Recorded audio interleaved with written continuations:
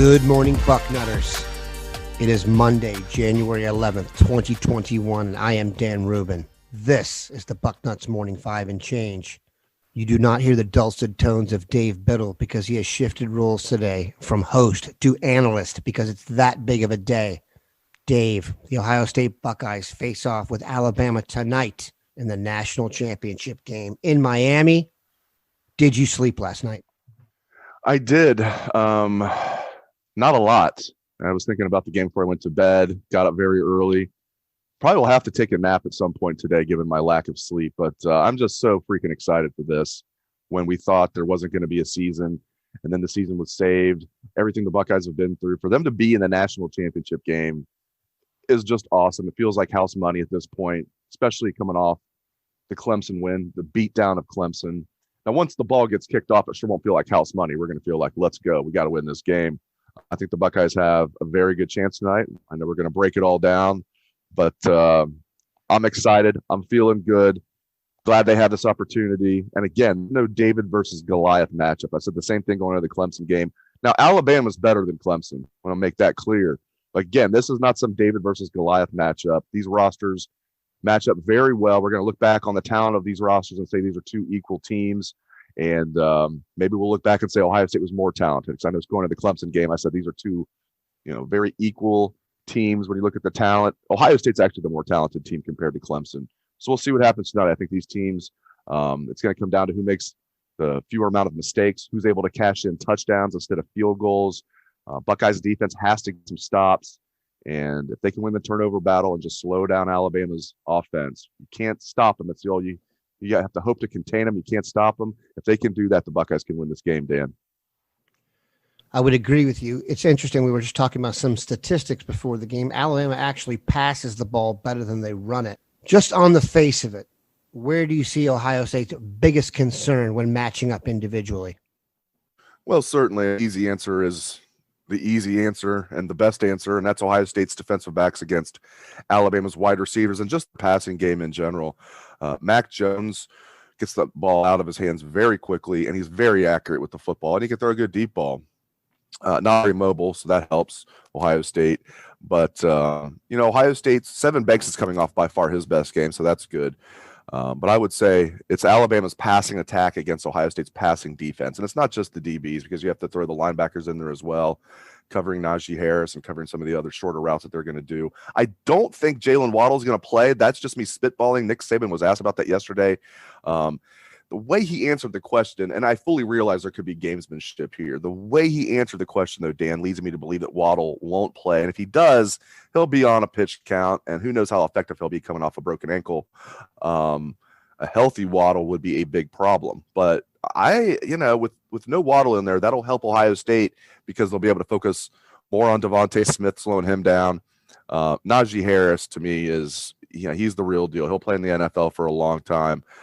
So that would be certainly my biggest concern, would be Ohio State's pass defense against Alabama's passing offense. You mentioned Najee Harris. Nobody has really lined up and run the ball at Ohio State with much success. Do you think Alabama is going to be able to do that? No, you're not going to be able to just line up and just run the ball well against Ohio State. You can get them here and there, but Ohio State is built to stop the run.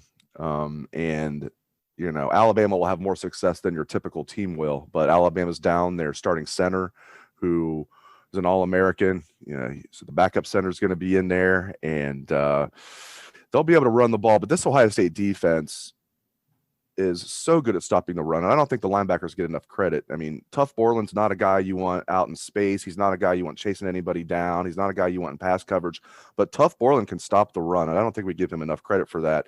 And the linebackers as a whole have just been doing a great job of helping stop the run.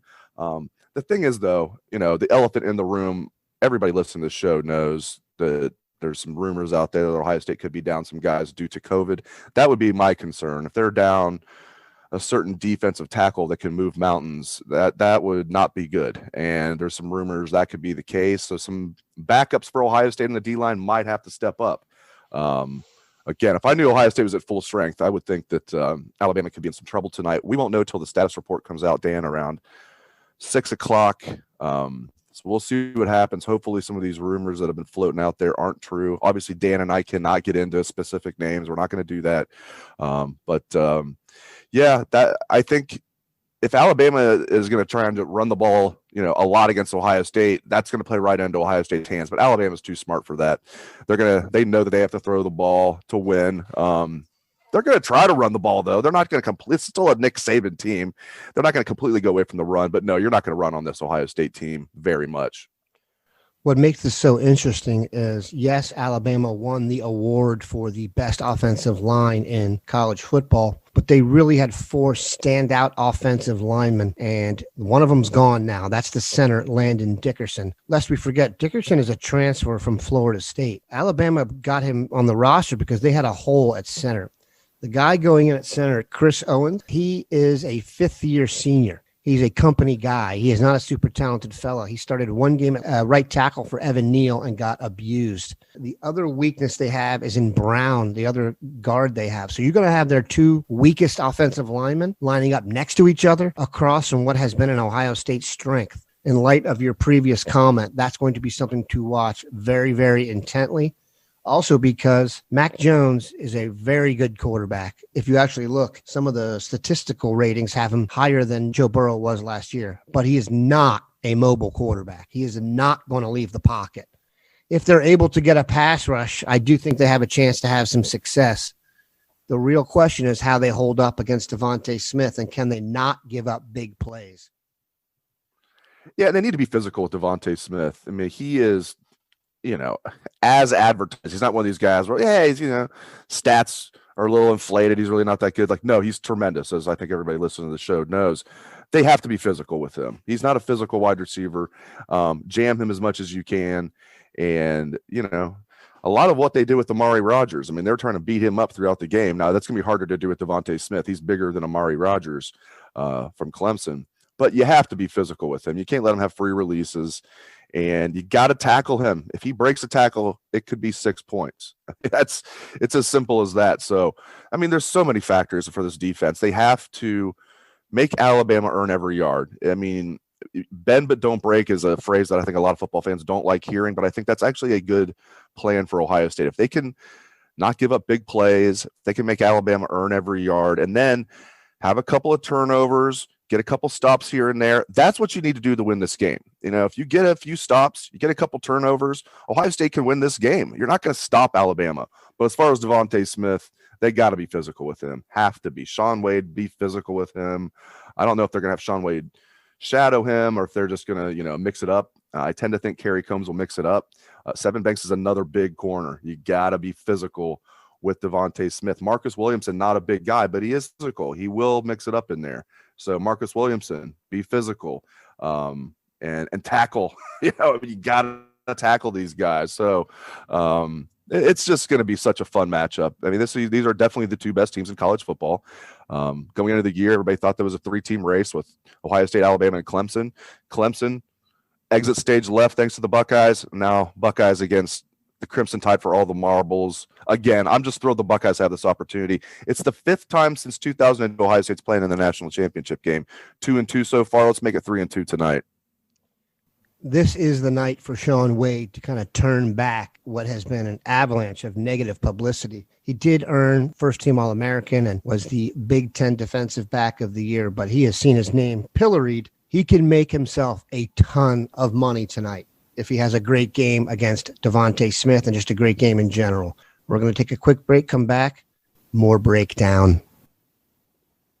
All right, we're back. Dave, let's talk a little bit about Ohio State's offense versus Alabama's defense. I have done a deep dive on Alabama's defense, and here's my assessment. They are not the squad you are used to going up against that is loaded with first-round draft picks at every level. They have one excellent defensive lineman named Christian Barmore. Everybody else is just a guy. Good players, but no one outlandish. Their linebacking core is good. They've had to call on a couple youngsters and Christian Harris and Will Anderson. Dylan Moses has not been the same player since he came back from injury. I don't know if he's afraid of getting hurt again. They are excellent at corner. Job and Patrick Surtain. Surtain, I assume, will guard Olave. best bump and run corner in the draft. And I know this because I'm a Cowboys geek and they may be drafting corner. He's not a burner. So if Alabama is unable to pressure Ohio State with their front four, I do think Olave is going to have a lot of success. Their safeties are okay. Jordan Battle has been really good the second half of the year. He was terrible the first half of the year. Most of the mistakes they make and big plays they give up are on the safety. So I think Ohio State's going to score a ton of points, but it's going to be a shootout. Do you think Alabama's defense will have more success than I do? I really don't. And I think you hit on a lot of salient points there. I mean, I look at Dylan Moses, and he looked like he was going to be like a Buckeyes Award winner, like first-round pick when you look early in his career. Then he had the ACL last year, and he's not nearly this year. Like you said, I don't know if it's the injury or if he's making business decisions, but we had a source that I trust very much. We quoted in the boarding house last Friday that was talking about Alabama, and he was saying, I've been watching all Alabama. I tell you, Dylan Moses is a liability in the passing game and pass coverage. And then he watched a little bit more and came back with another note to me. He said, also, Dylan Moses is a liability against the run. So that's just one guy's opinion, but a guy I trust very much says Dylan Moses is a liability against the pass and the run. So I agree with you. Patrick Surtain, he's going to be one of the top players taken at cornerback in the draft, and he's a big corner, 6'2", 203, even bigger than Ohio State's corners. But yeah, he's not he's very, very good. And another thing that Ohio State has going in their favor here, Dan, is Malachi Moore, although he's just a true freshman, really has stepped up as their third best corner behind the two guys you mentioned. They're two studs. And Malachi Moore's basically been their slot corner. I guess maybe you could say he's been their fourth best corner, but still, definitely in the rotation, third or fourth best corner. He's going to miss this game with an injury. And yeah, I just don't see this Alabama defense being anything more than okay. I mean, for Alabama standards, if this was like Purdue's defense, would be saying, wow, Purdue's got a good defense this year. For Alabama, this is not your typical Alabama defense at all. So, and this is a tremendous Ohio State offense that is peaking at the right time. And I do think Ohio State has the best offensive line in the country. These national awards basically only playing 6 games before the awards were even given out, 7 games total now, really took Ohio State out of the running for any of the individual awards or even like a group award like best offensive line. Ohio State's offensive line is the best in the country. So that's a problem for Alabama's D-line. This is going to be a shootout. The over-under is 75, which is the highest total in the college football playoff era. Now a lot of times, Dan, when everybody's saying this is going to be the highest scoring game ever, I tend to think, there could be some overcorrection here, and it might be the defenses might step up a little bit more than what people are thinking. But now you analyze this. I mean, these offenses, they each have a big advantage over the opposing defense, and I think the State's offense has a bigger advantage over Alabama's defense than vice versa. But again, we don't know if Ohio State's going to be completely 100% personnel-wise due to COVID, whereas Alabama has 0 issues. I think all year they've had Nick Saban test positive, and that's it. I don't think any of their players have tested positive. So I don't know what's going on in Tuscaloosa. They're either doing something right down there, or maybe they're not testing quite as often. So many comments there that I'm just going to swallow. Here's one factor we have not discussed that I think is going to be very interesting. In every single game Justin Fields has played at Ohio State, there's been a little bit of fear of him running the ball because he had to come back and play quarterback again for Ohio State. That's not the case tonight. There's no saving Justin Fields, guys. He's going to enter your NFL team here in a few months. Do you see Justin Fields maybe even some design runs early to kind of distract the defense? Or do you think that could be a bigger part of the offense simply because he doesn't have to save himself? Absolutely. Definitely. And I even think, Dan, if he was a sophomore right now, national championship game, I think that they would throw caution to the wind and run Justin Fields a lot. I think they would have last year against Clemson if his knee was healthy. He got his knee banged up at the end of the Penn State game, of course, last year, and just he wasn't able to have that same mobility. Now, even with the bruised ribs, thanks to our buddy Shannon Terry, we know they're not broken ribs. Didn't expect Shannon to be the one to break that news, but that's great news that it's not broken ribs. Even with bruised ribs, and I'm sure he's sore in his midsection in general, the legs are fine, and he's going to be able to run the ball tonight, and he's going to have to. And then the way Trey Sermon's running the ball, the way this offensive line is blocking, that's the ultimate pick your poison right there. If you're Now, Alabama is going to be, I'm sure, they're going to have a guy that's not going to try and guess who is, keeping the ball. They're going to have a guy who's probably just keying on Justin Fields. If you're smart, that's what you would do. But, man, it's pick your poison, man. If you hand the ball to Trey Sermon, that could be bad news for you. Justin Fields fakes to Trey, keeps it himself. That could be bad news for Alabama's defense. I love it. And I do think that they're going to rely on that a lot tonight, Ohio State. When I say a lot, am I talking about 20 Q runs? No, but probably about 15 Q runs, including scrambles. And I think that's about a good number right there, and not all called quarterback runs, but about, total. I think that's what we're going to get from Justin Fields tonight. And he's such a good runner. He's tough. He's elusive and fast and all that, but he also has a good nose, Dan, of knowing exact field and how to get the first down. And when he needs to dive and when it's okay to slide. Because if you're close to the first down, you slide, you're not going to get it because they're going to mark it where you started your slide. He knows when to dive and get that first down. He just has a knack for it. He's a tough kid. We saw, I think it was the Michigan State game where he just kind of ran over a guy, kind of showed him the football and then ran him over as he was running the ball. Also in that game, he had a play where he shook a guy and ran for about 50 yards. So, yeah, man, they're going to need to run Justin Fields tonight. It's a huge weapon. And, yeah, I think that's going to be a big part of the game plan. Vegas thinks it's going to be 42-33 Alabama or 42-34. Dave Biddle, please make your pick. Oh, man. You're going to hate me, Bucknutters, but I will preface this. Since we've been making predictions, I have only picked against Ohio State once. I've been for Bucknuts for a long time. I picked against them once. It was against a team called Alabama in 2014, and that worked out well. So just in the name of reverse psychology, my friends, I'm going to pick Alabama 41, Ohio State 38. And Dan, I want to add this. If I knew for sure Ohio State was at full strength, meaning guys on the defensive line, we're hearing maybe kickers, there could be some issues there, but mainly if I knew they were completely, their propel was intact, I would pick Ohio State to win this game. It's just the uncertainty with guys that could be out due to COVID. Again, Bucknutters, you're going to hate me, but my pick is 41-38 Alabama. If you root for any other team besides Ohio State in any other sport that tugs at your heartstrings a little bit, you know how good Ohio State is and how much we should just be appreciative of the fact that they are here again when in August, this is not a place you wanted to be. And I mean, even the state of Ohio, but definitely not Bucknuts. The vitriol and the anger and the depression around a canceled season was painful. What the Browns did yesterday to win that game, that was the high point for Browns fans in over 30 years. Ohio State's probably going back to the national championship next year, and I actually think the best team they're ever going to have is in 2 years. So let's be appreciative of what we have here. So let's enjoy this game tonight, enjoy where they've come, and hopefully finish it with the national championship. Have a good one, Bucknutters.